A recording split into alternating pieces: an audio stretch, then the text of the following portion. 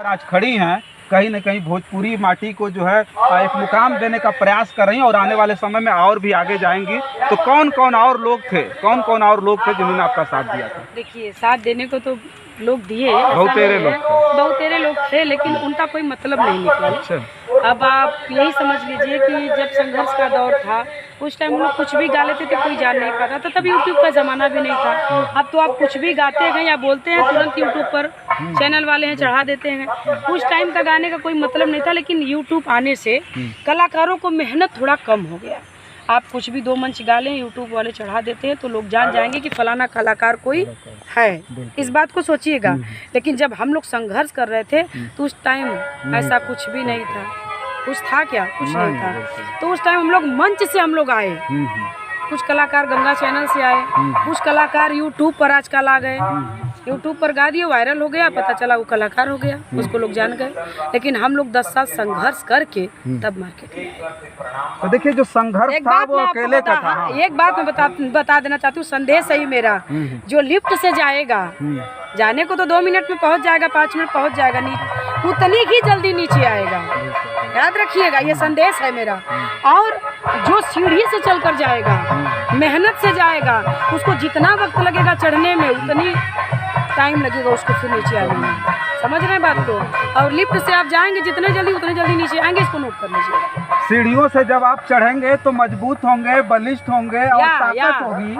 और उस जमाने की है जब सोशल मीडिया का प्लेटफार्म नहीं था, ऐसे लोगों को प्लेटफार्म नहीं मिल रहा था। और संघर्ष के दौर में इन्होंने बताया कि कहीं खड़े होने का मौका तक नहीं मिलता था, लोग बिल्कुल उपेक्षा कर देते थे। लेकिन ऐसे समय में नीतू राज जी जैसे लोग, ऐसी महिलाएं, ऐसी लड़कियां खड़े होकर के पूरे ताकत से कहती हैं कि नहीं, मैं लड़की हूं और लड़ सकती हूं। उस नारे को तो बहुत पहले, नारा तो आज आया, लेकिन इस नारे को बहुत पहले इन लोगों ने साकार किया है। तो बहुत बहुत शुभकामनाएं हमारी हैं कि आप और आगे जाएं। Yes sir. और सब फिर हम जाते जाते अपने सभी लोगों को, अपने आदर्श, अपने पूज्य, अपने श्रोता बंधुओं को फिर से हम प्रणाम करना चाहेंगे और यही कहेंगे कि गुरु पूर्णिमा की ढेर सारी शुभकामनाएं आप लोगों को। आप लोगों के जीवन में भी गुरु महाराज ढेर सारा आशीर्वाद बरसाएं, यही मेरी आप लोगों से और गुरु महाराज से यही गुजारिश है। ढेर सारा आशीर्वाद, प्यार, दुलार इस अपनी प्यारी सी गायिका नीतू राज को दीजिए। इससे ज़्यादा हम कुछ नहीं कह सकते। और मेरे पास समय बहुत कम है। आपने गीत गाने के लिए कहा, मैं नहीं सुना पाई। गीत गाने के लिए हमने नहीं कहा, हमने ये कहा कि आप स्टेज से आज गाएंगे। हाँ, और उसकी रिकॉर्डिंग करके मैं डाल सकता हूँ या नहीं डाल सकता हूँ, अनुमति चाहता हूँ। हम गाएंगे अभी स्टेज से। तो आप उसको बिल्कुल डालिए और फिर कहेंगे कि जितने कलाकार यूट्यूब से आए उनको आप लोग थोड़ा सा संभालिएगा। धन्यवाद, नमस्ते, प्रणाम। चलिए, बहुत बहुत धन्यवाद। हमारे बीच में थी नीतू राज। और अब भी कह रहा हूँ कि भोजपुरी जगत में और बिरहा जगत में राज कर रही हैं और आने वाले समय में और भी मतलब तैयारी के साथ और भी ऊंचाई। यहाँ भी चैनल वाले भैया हमारे राम आश्रय जी, ये बहुत पुराने मित्र हैं, पूछिए इनसे, ये लोग भी लिख कर डाल देंगे सुपरस्टार कलाकार। अब बताइए, वो सुपरस्टार को कौन जानता था? ये लोग जानते हैं। जिनका जितना स्थान है, जो जिसके लायक है, आप उसको उतना ही दीजिए। उसका 4 रोटी का टारगेट है खाने का, हजम करने का, उसको आप 10 रोटी दे देंगे तो पचा नहीं पाएगा।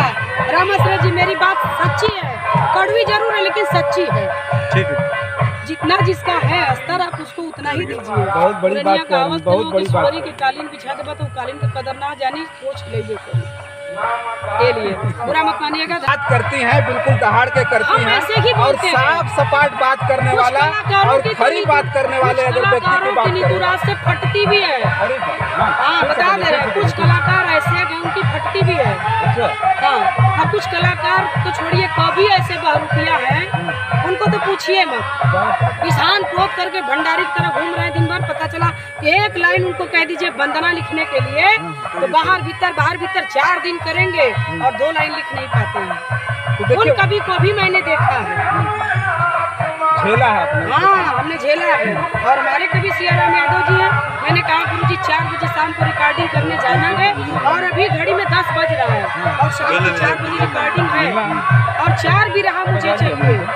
वो दौर मैंने सियाराम जी के साथ देखा है, आजमाया मैंने, क्या पता ना लिख पाए।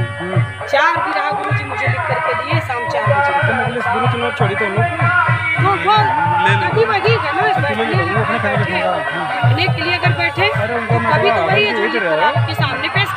आपने 2 लाइन वंदना लिखने के लिए कहा, वो ने 2 दिन लगा दिया, लिख नहीं पाए, और वो कभी कभी बनकर घूम रहे हैं। आप मानेंगे? हम नहीं मानते, ऐसे कभी को हम नहीं। लेकिन एक बात घोड़े गिरा दे भी मेरे बुजुर्ग आदमी हैं, आखिरी घोड़े का गिरा, आशीर्वाद दीजिए बस। इतना जबरदस्त तरीके से, इतना जबरदस्त तरीके से और साफ सपाट बात करना और इतनी हिम्मत रखना, कहाँ से इतनी हिम्मत आ जाती है? आपको बोल दे रही हैं। देखिए मैंने कहा ये बात है, कहीं उसने लिखा है हमारे विलास का कहीं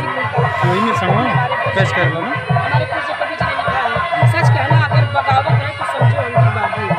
सच बोलिए, वो माने ना माने ये उसकी मर्जी है। ये हम कहकर ये हमने आपको बगल में आप मान गए तो फायदे में, नहीं माने तो देंगे भाई।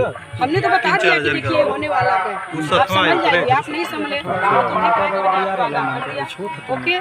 चलिए और देखिए हमारे बीच बस एक सवाल और कर लेंगे। हमारे बीच में सियाराम कवि जी भी आ गए हैं और देखिए इस बड़े दारोमदार जो कार्यक्रम का है इनके ऊपर है और आ गए, तो एक सवाल इनसे भी करेंगे। बहुत बहुत स्वागत है। आप जाइए पहले कार्यक्रम से आप सभी लोगों का